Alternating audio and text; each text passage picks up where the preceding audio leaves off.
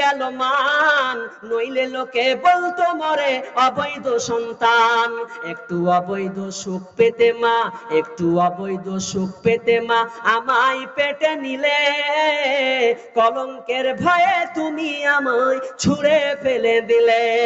তোমার মাও করতো যদি, তোমার মাও করতো যদি তোমার সাথে এমন, বুঝতে মাগো সেদিন তুমি মৃত্যুর যন্ত্রণা কেমন।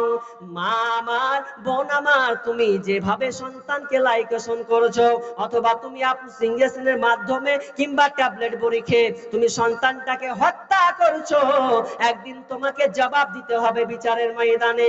যখন বাচ্চাকে বলা হবে বিআইয়ি যামবিন কুতিলাত, ওরে বাচ্চা বল কেন তোকে মারা হলো, কেন তোকে হত্যা করা হলো। যেদিন বাচ্চাটা তোমাকে পাকড়াও করবে, সেদিন বোন তুমি বলো কিভাবে তোমার তুমি নিজেকে আল্লাহকে জবাব দেবে। এই শিশুর এই ডোজওয়ালা প্রশ্নটা, এই দামি প্রশ্নটার উত্তর তুমি কিভাবে দিবে। বোন তোমাকে বলি শোনো, তোমাকে এই পথ থেকে বেরিয়ে আসতে হবে। যারা তোমার সঙ্গে লিঙ্ক করেছে তাদের সঙ্গে লিঙ্ক তোমাকে বন্ধ করতে হবে। এই জন্য বিশ্বনাম আল্লাহ তাআলা বলছেন ওয়ালা তাকরাবু জিনা, তোমরা জিনার নিকটবর্তী হয়ো না।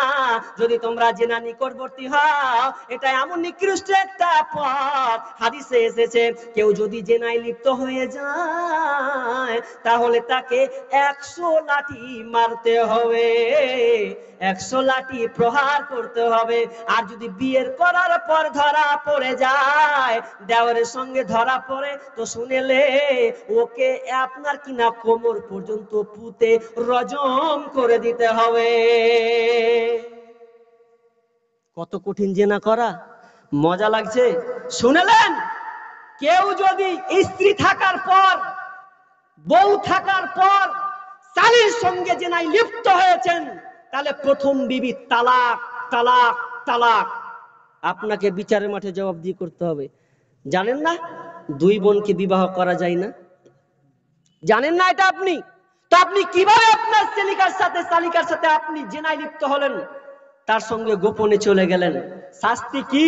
আপনাকে রজম করে দেওয়া হবে, আপনার বাঁচার পথ নাই। কিন্তু বর্তমানে আজকে কি হয়, আজকে বিচার নেই, সংবিধানও নেই, করতে গেলে না আপনি লাত খাবেন। অথচ কোরআন বলছে, বিশ্ব নবী বলছেন, মুসলিম শরীফের হাদিস, কেউ যদি ধরা পড়ে তাহলে তাকে কি করো, কোমর পর্যন্ত পুঁতে দাও, রজম করে দাও, খালাস, ওর বাঁচার কোনো পথ নাই। বাঁচার পথ নেই মানে আপনার দুয়ারে বসবে, দুয়ারে বসে বলবে চা খাচ্ছে, আর আপনার কিনা দুখান পাউরুটি মুখে ভরে নিয়েছে, দিয়ে বলছে কি হলো, কি খবর? তো কইছে আমি আর ভাত খাবো না, আমি এই তোমার এই বেটার ভাত খাবো। বারে তো সাহস কুন্ডে থেকে হলো? গিলাসে ধরে লেছে চা, দুখান পাউরুটি, সকাল সকাল বলছে আমি আর ভাত খাবো না, এই তোমার ছোট বেটার ভাত খাবো। ভাট পাগলি, কথা কি বলিস তুই? বলছে হ্যাঁ ঠিকই বলছি।